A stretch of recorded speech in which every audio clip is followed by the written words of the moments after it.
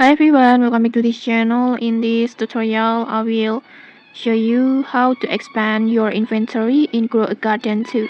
So by default, your inventory can hold up to 100 items. And if you play a lot and keep harvesting crops, you will eventually run out of storage space like this. And to unlock the more inventory, you can just simply keep collecting fruits and items until your inventory is completely full. And once that happens, you will see notifications like this. Like this, you can see your inventory is full like this. And then next, just tap on the plus icon, this one. And then in here you can see this action will open the inventory upgrade menu like this, where you can purchase additional backpack space using Robux like this.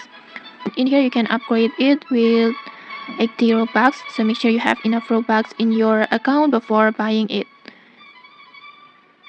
And okay, that's it. That's how you can expand your inventory in Grow a Garden 2. If you found this helpful, don't forget to like, comment, and subscribe for more tutorials. Thanks for watching and see you!